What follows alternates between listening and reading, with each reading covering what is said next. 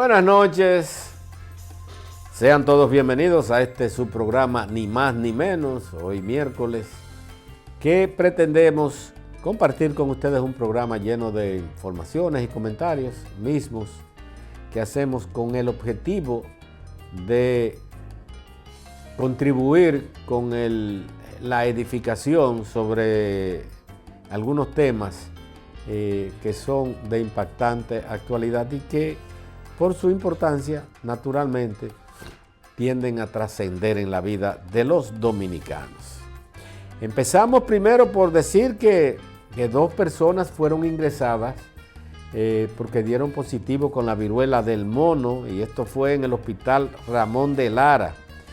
Estos se encuentran estables y bajo vigilancia y tratamiento médico, mientras que están normales y bajo observación 7 personas que tuvieron contactos con ellos.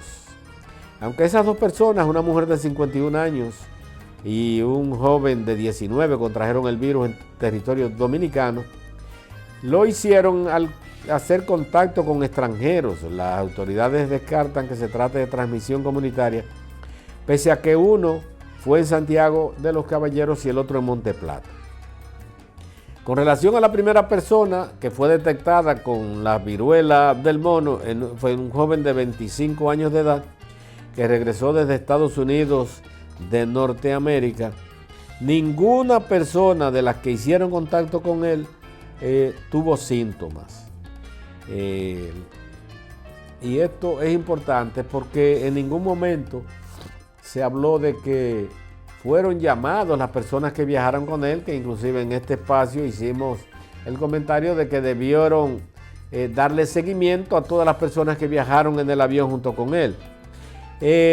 Mientras todo esto sucede en el hospital Dr. Robert Reed Cabral, que es el antiguo Angelita en la capital dominicana, se mantiene un estado de alerta por dengue, luego de que el Ministerio de Salud Pública reportara el incremento considerable en los casos de dengue en el país.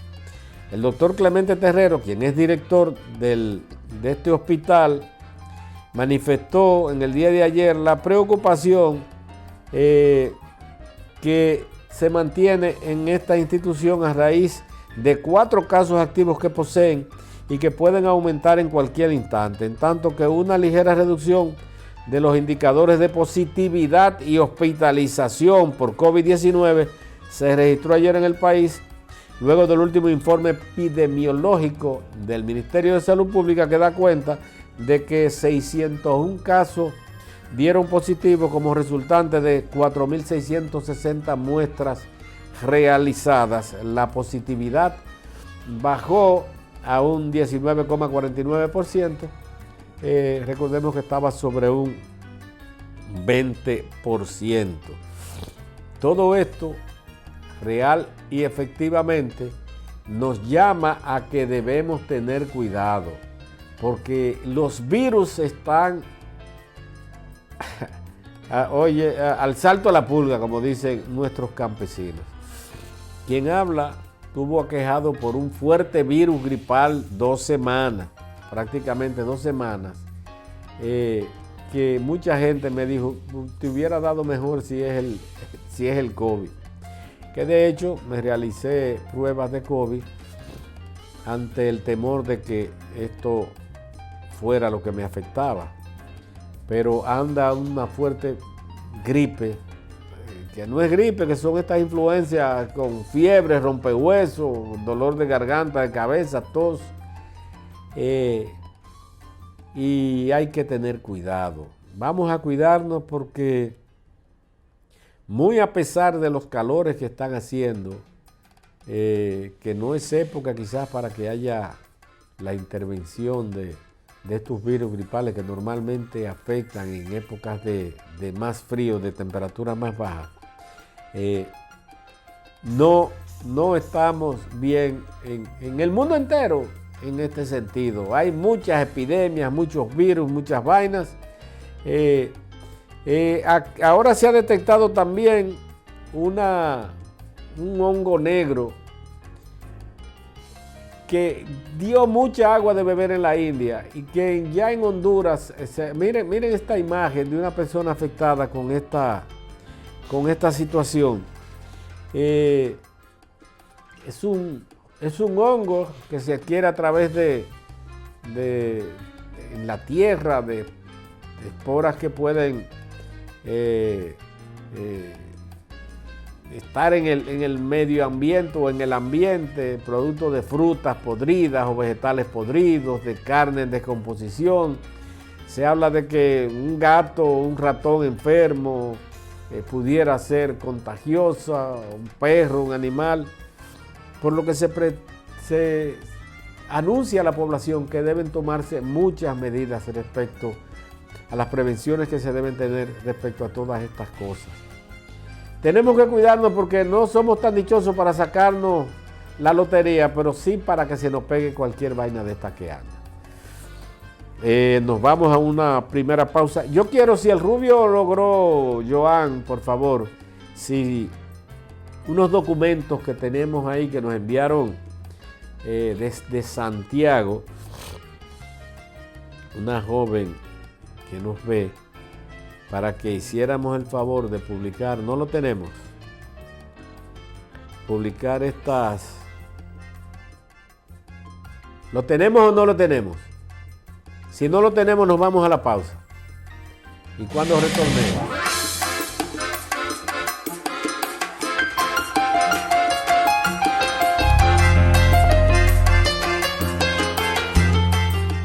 gracias por mantener nuestra sintonía, ni más ni menos. La joven Manuela Leonela Burgos nos envía desde Santiago de los Caballeros unos documentos, una copia de la joven Stephanie Susi García Martínez. Es una médico, dice que de la Facultad de Ciencias de la Salud, médico preinterno. Y este es el carnet de la universidad y la cédula de identidad y electoral. Para que Stephanie pueda recuperar sus documentos, debe comunicarse al teléfono 829-707-1732. 829-707-1732. La señora que lo tiene es una mujer de edad muy avanzada, según me dice la joven que nos envía estos documentos, y está muy preocupada porque dice que esa joven debe estar necesitando esos documentos. Ojalá ella pueda recuperar su documento a través de este mensaje. Bueno, gracias a la joven que nos envió, a Manuela, y gracias a ustedes. Mire, José Luis Malcún es un economista muy prestigioso de la República Dominicana. Es miembro del Partido Revolucionario Moderno. Además, ocupó posiciones en el último gobierno del PRD, de Hipólito Mejía.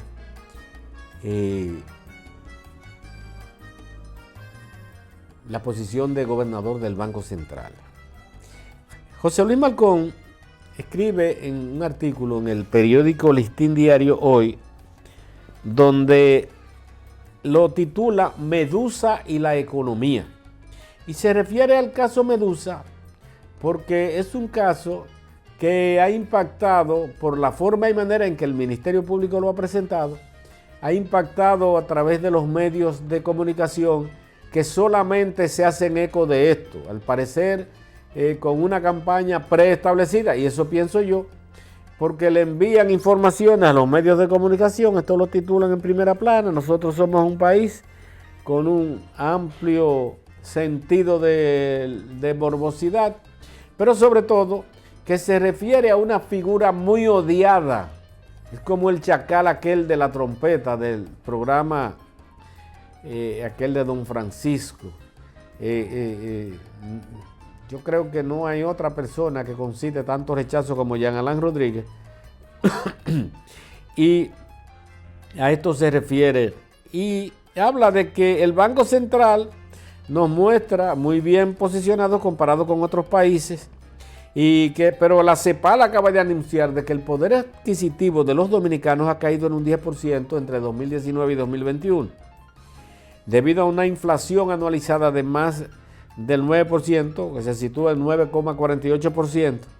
Y eso significa que vendrá un fuerte reajuste de la tasa de interés que afectará grandemente el crecimiento económico, afectará también a los dominicanos, sobre todo con pérdidas de empleo, y que esto, al igual que en Europa y Estados Unidos, tendrá efectos nefastos. En Estados Unidos se habla de que hay lugares donde inclusive se habla de desabastecimiento de productos, porque recordemos que la crisis mundial empezó afectando primero al mundo por la falta de abastecimiento, sobre todo porque el principal abastecedor del mercado mundial de productos era China, o lo es la China, y se escasearon grandemente sobre todo los furgones a través de los cuales se empacan las mercaderías que se exportan a todo el mundo. Y porque China cerró muchos puertos y no hubo, recordemos que hubo un tiempo en que se paralizaron tanto los vuelos de pasajeros como los vuelos de carga, pero además la carga marítima fue muy diezmada.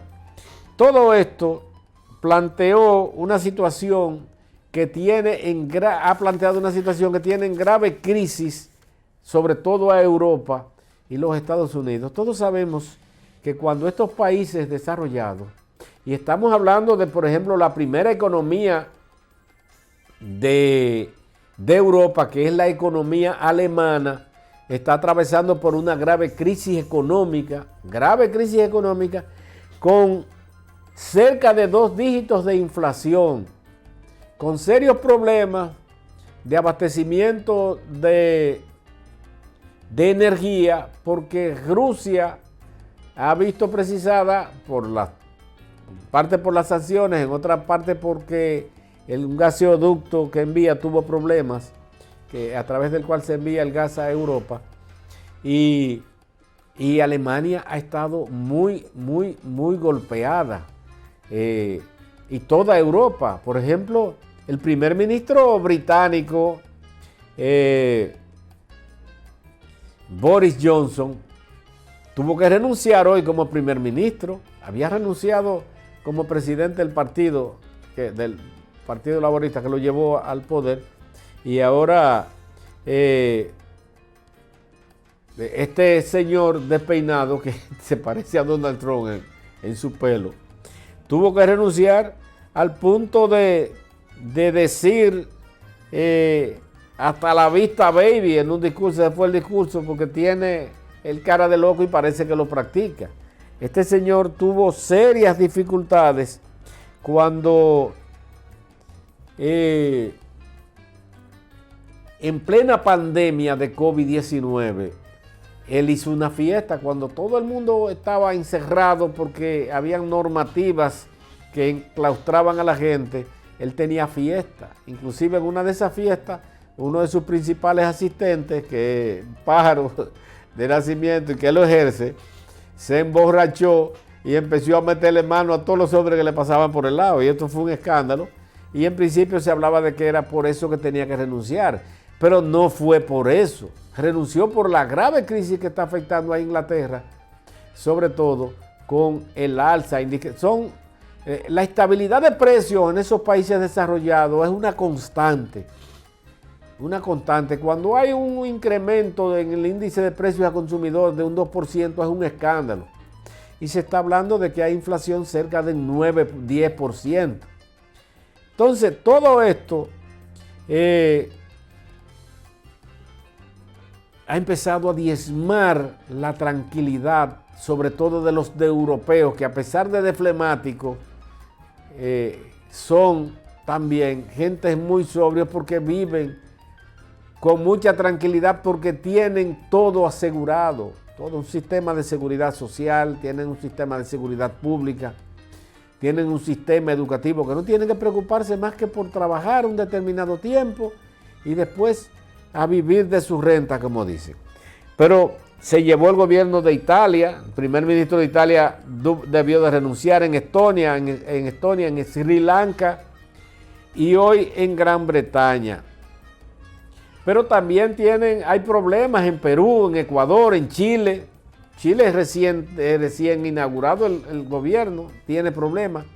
Biden está en la peor etapa que ha podido estar un presidente de los Estados Unidos, al punto de que ahora se reclama que los norteamericanos están pidiendo a gritos a Donald Trump. Óigame usted, toda esta situación que está afectando a mucha gente, a muchos países, sin embargo nosotros lo estamos viendo como en nada y no le estamos poniendo atención, sobre todo a un grave problema que tenemos los dominicanos, que es la migración o la inmigración. Ese control desbordante de la inmigración que tenemos, que no hay forma de que podamos controlarla y mitigarla, sobre todo de nuestros vecinos más cercanos, está acabando con la tranquilidad nuestra. La inversión que debemos hacer los dominicanos de nuestro presupuesto, sobre todo en parturientas de origen haitiano, es cuantiosa. Yo no me atrevo ni a repetir la cifra de que hemos estado escuchando, pero se habla de que un 40%, óiganse bien, de los niños que están naciendo en la República Dominicana, en los hospitales, son de madres parturientas haitianas, sin importar de que sean legales o ilegales. Estamos creciendo con una migración que no es la más ventajosa para los dominicanos, por múltiples razones, y esto nos está llevando a una situación de que hoy el Departamento de Estado, no hoy sino ayer, declara que el principal país donde se origina la apatridia del mundo, óigame usted sabe lo que significa eso. El principal país donde se origina la apatridia, donde se le niega el derecho a un ciudadano del mundo a tener una patria de origen, es República Dominicana. Porque los norteamericanos hace mucho tiempo, igual que los europeos y los canadienses, quieren que nosotros carguemos con la desgracia del pueblo haitiano. Ellos se lo robaron todo, ellos saquearon ese pueblo y lo utilizan a su antojo cuando les conviene, pero quieren que nosotros nos hagamos cargos de su desgracia. Hoy volvió a la palestra también en los términos de congresistas norteamericanos que dicen que nosotros tenemos empleados en los campos dominicanos como si fuera en el medioevo, en la Edad Media, esclavizados. Y esta es una campañita que pudiera perjudicarnos mucho en cuanto a imagen, porque esa imagen, esas denuncias caminan el mundo. Y recordemos que nosotros vivimos de la imagen buena que podemos proyectar al mundo para invitar a los extranjeros a que vengan a disfrutar sus vacaciones e inclusive a invertir a la República Dominicana. Y hay empresas y multinacionales que no quieren invertir en un pueblo donde se esclavizan a los seres humanos porque pudieran recibir sanciones internacionales.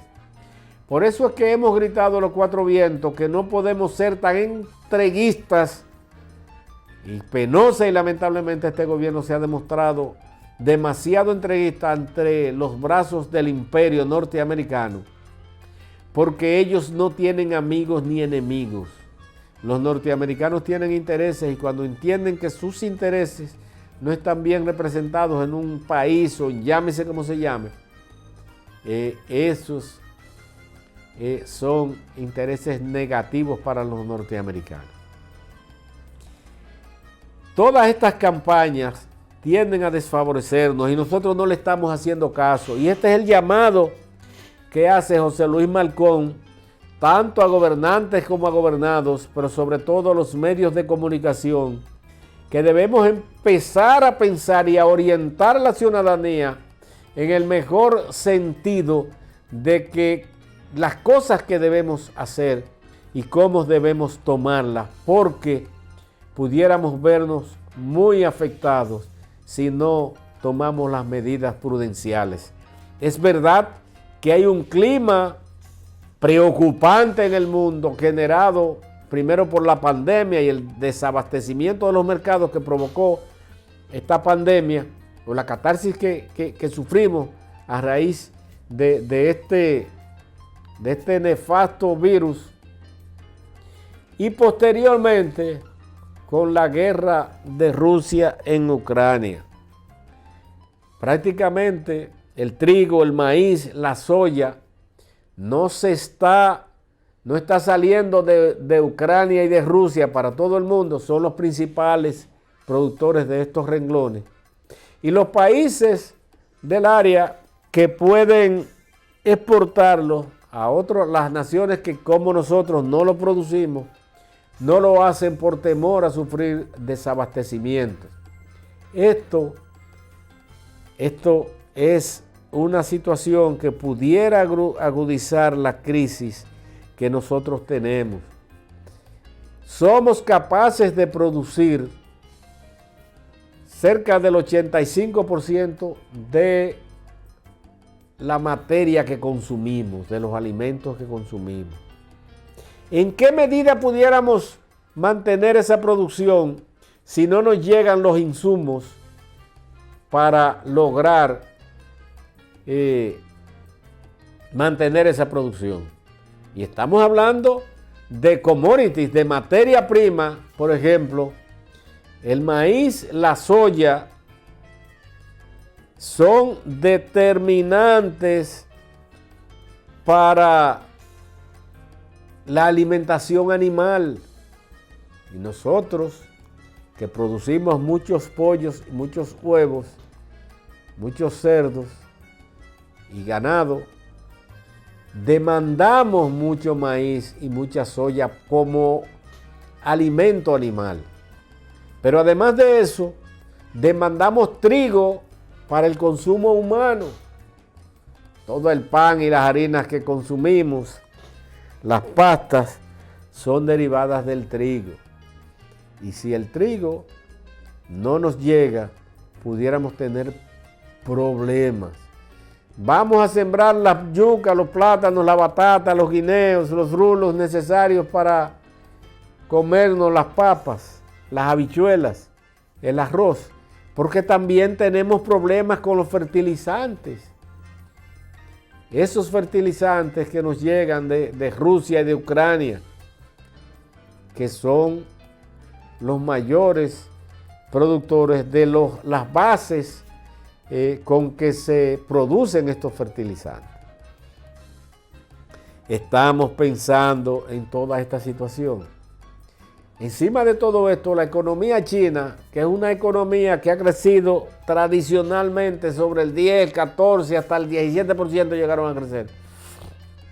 En este primer semestre del año creció un 0.4%, menos de un 0.5%. ¿Qué significa esto? Que los chinos se han enclaustrado también. El único país que ha mostrado un fortalecimiento en su economía es Rusia, indiscutiblemente, por el alza de los precios del petróleo y del gas, y que han estado comercializándolo muy a pesar de lo que pensaron los norteamericanos y los miembros de la OTAN, de que Rusia en esta época iba a estar colapsada su economía. Bueno, pues se ha fortalecido. Ahora, en perjuicio del mundo, ¿qué significa eso? Bueno, que la guerra se va a alargar mucho más, porque ellos parece que no están dispuestos a darle con todo a Ucrania para salir de eso, o no sé cómo se van a mantener esta situación. Ojalá que esos países de la Unión Europea, miembros de la OTAN, dejen de estar recibiendo y dejándose presionar por los Estados Unidos, que son los propiciadores de toda esta vaina, con el cerco que le han querido mantener a Rusia, para que esta crisis pueda terminar y que los países como los nuestros, que dependemos del entorno internacional, podamos definitivamente salir un poco airosos. Vámonos a nuestra segunda y última pausa comercial y cuando retornemos tenemos mucho más temas de interés para compartir con ustedes. No le cambien.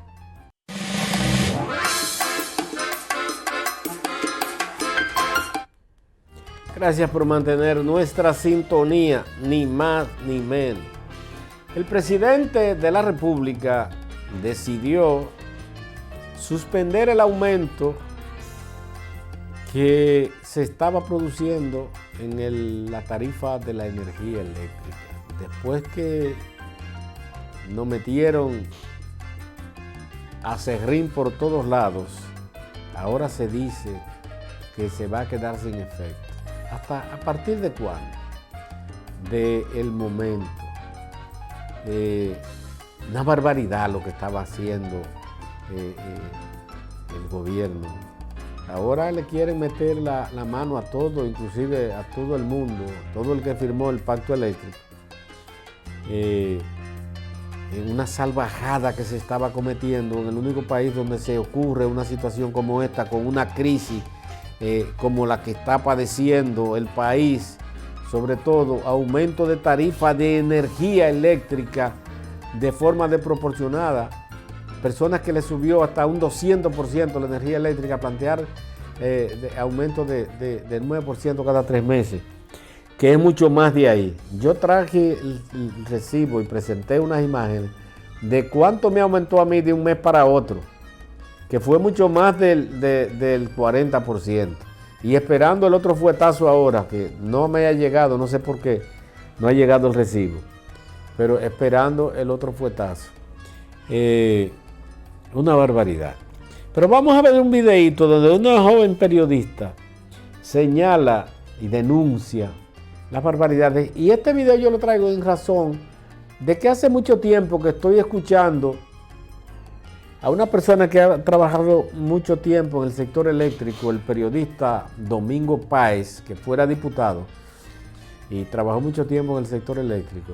Y él tiene tiempo denunciando que todo esto viene en razón de que el gobierno se ha comprometido en traspasar todo, no solamente la generación eléctrica, que sabemos que el gobierno la quiere traspasar porque lo último que ha querido entregar o que entregó, de hecho, fue Punta Catalina.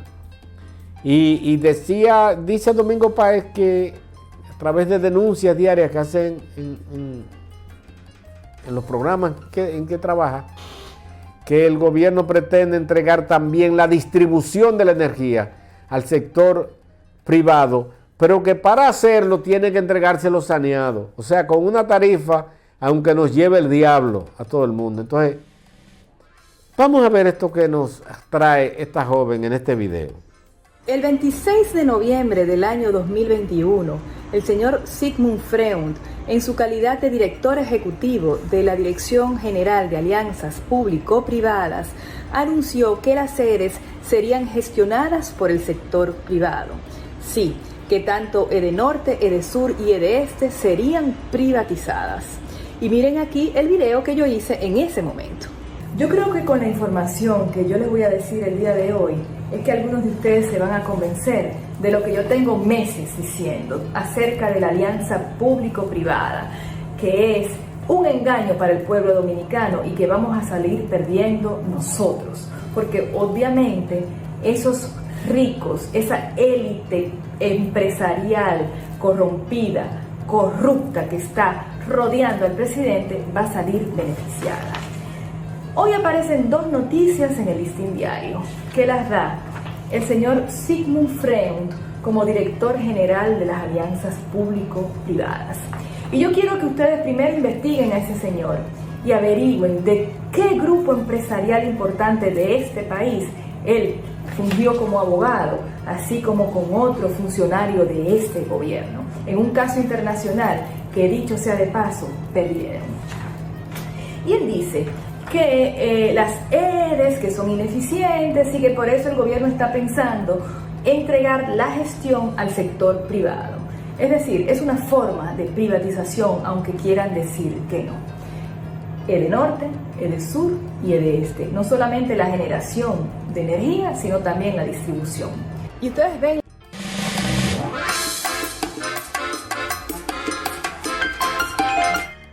¿Qué ha pasado con todo esto? Bueno, que ni tonto ni perezoso, el gobierno se propuso poner en práctica el pacto eléctrico. El pacto eléctrico que se negó a firmar el PRM y Luis Abinader cuando eran oposición. Mire, el pacto eléctrico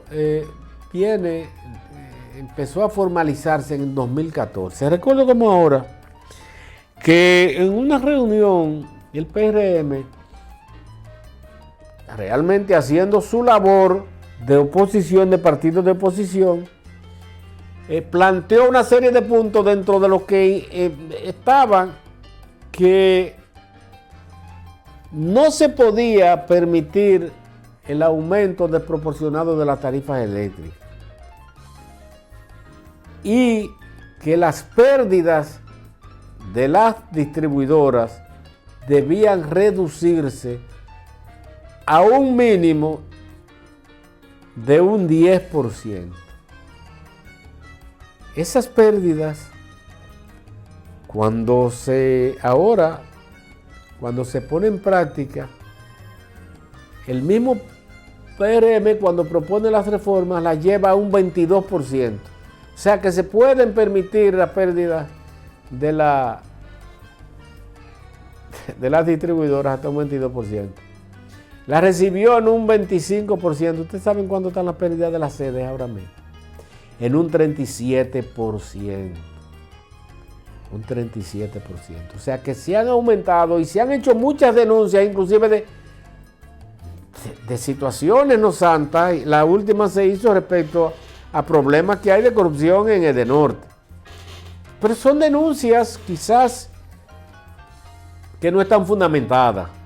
¿Cuál es el objetivo de no reducir y no hacer lo que hay que hacer para reducir las pérdidas? ¿Cuáles son las pérdidas? ¿Cómo se producen las pérdidas de, energía que se pone en las redes y que no se distribuyen? Porque estamos hablando de que las sedes lo que hacen es que distribuir lo que las generadoras les envían. Y las generadoras van a cobrar lo que envían. Si una generadora eléctrica, por ejemplo AES, envía 200 megas a Edenorte, le va a cobrar 200 megas independientemente de que Edenorte distribuya 125 megas y cobre 50. A AES no le importa lo que haga Edenorte con la energía que pone en sus redes. Pero aquí no se ha hecho nada, absolutamente nada por disminuir las pérdidas. No se ha hecho nada por fortalecer el sistema de redes que tenemos. Entonces, de esa manera, no podemos tratar de alivianarle la carga al sector privado dándole las sedes saneadas a través de cobrarle a la gente una energía que el dominicano no está en capacidad de pagar, independientemente de los costos de producción. El objetivo de Punta Catalina fue de reducir los costos de producción de la energía, porque la energía se cobra o se vende en función de quién entra o quién ingresa primero al sistema, y las demás que van a conectar después con el sistema tienen que ir con ese mismo precio de que se conecta. Pero desde que llegó este gobierno lamentablemente descojonaron a Punta Catalina. Primero no compraron carbón, dejaron dañarlos, no le dieron el mantenimiento necesario, dejaron joder unas calderas. Lo que hay es que no ha podido generar más de 350 megas, cuya capacidad es de 750 megas. Entonces, así no podemos, así no se puede. Así definitivamente no se puede.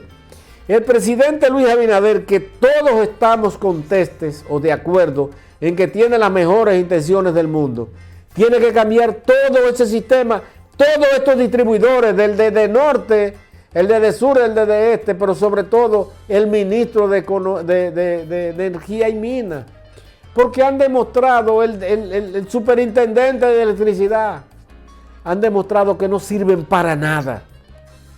Para nada. Solo sirven para aumentarse los salarios porque han aumentado los salarios desproporcionadamente y se lo han aumentado, inclusive hasta se han repartido beneficios en empresas que dejan pérdidas.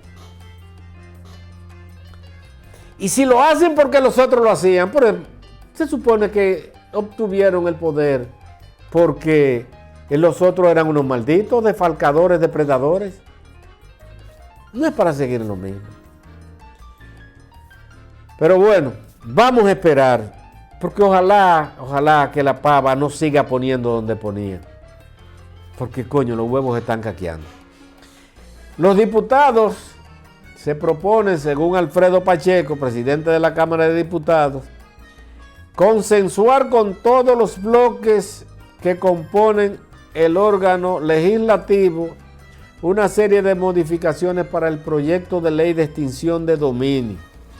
Pacheco dijo que han recolectado todas las quejas y problemáticas planteadas por legisladores y la sociedad en general sobre el proyecto de ley, las cuales serán debatidas entre los diputados durante la lectura del informe de esa pieza legislativa. Pacheco detuvo brevemente su conocimiento para anunciar la introducción de posibles modificaciones.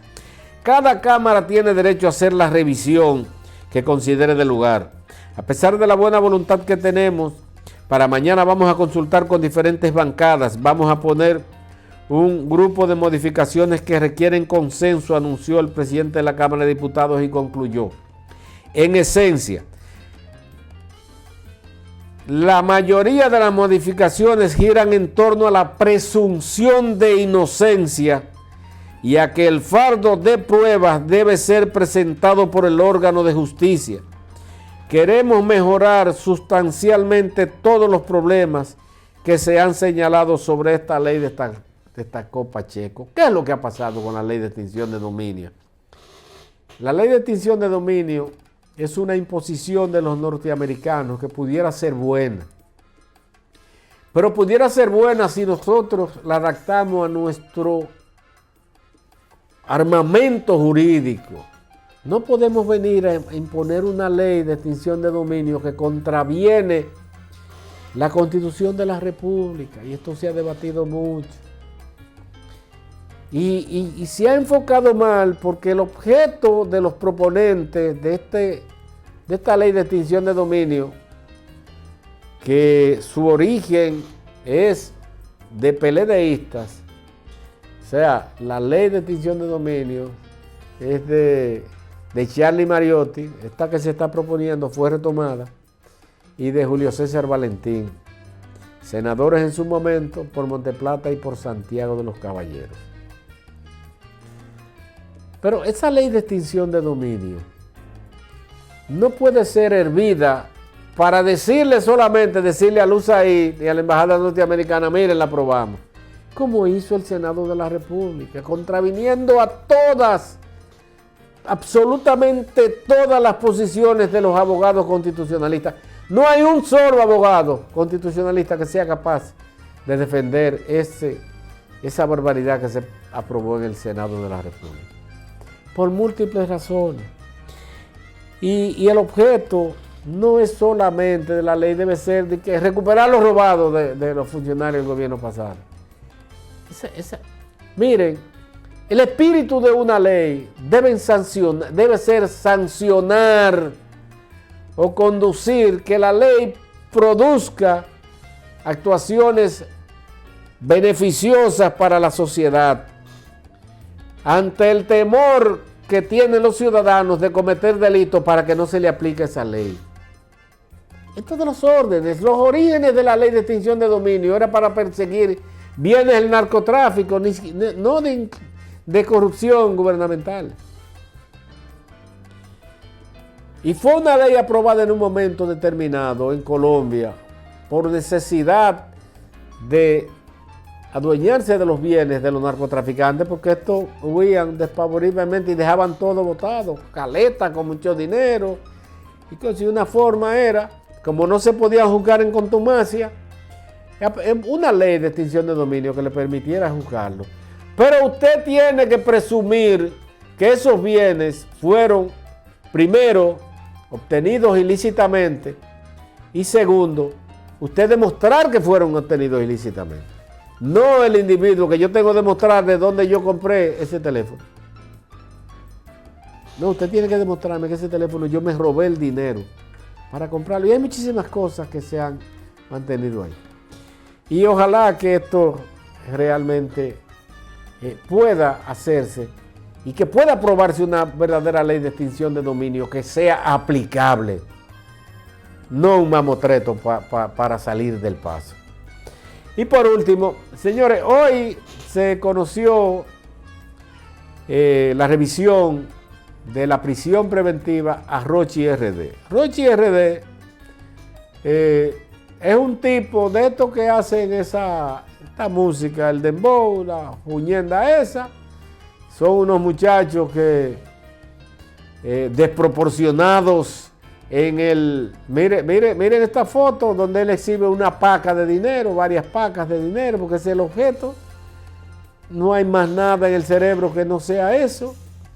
Logran impactar en un medio que le es favorable. Y este joven,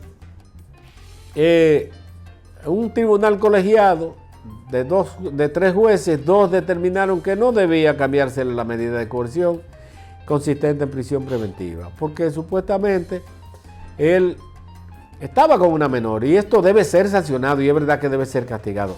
Ahora, yo me pregunto, ¿por qué el Ministerio Público no persigue a tantos miles, decenas de miles de niños? Nada más hay que ir a las emergencias de los hospitales públicos para usted vea las muchachitas preñadas entrando al hospital. Párese en la vaina todos los días a chequearse al hospital. Niñas que usted ve que son niñas. Y no se investiga quién fue que la preñó, que la mayoría de las veces son adultos, viejos, personas mucho mayores. ¿Y se le da seguimiento a esto? No, no se le da seguimiento. No se le da seguimiento porque lamentablemente nuestro Ministerio Público solo persigue los casos notorios, los que le dan vida y le dan bochinche. Rochi RD debe pagar, pero que se persigan los demás casos también. Sobre todo los que tienen consecuencias iguales o peores que esta. Porque una niña pariendo niños, esto es nefasto. Terminamos por hoy, gracias por su compañía. Mañana estaremos aquí como de costumbre, una emisión más de Ni Más Ni Menos Dentro de la Justicia. Y mientras tanto les dejamos con el programa que viene a continuación, que es Dalia Grullón Sin Rodeos. Buenas noches.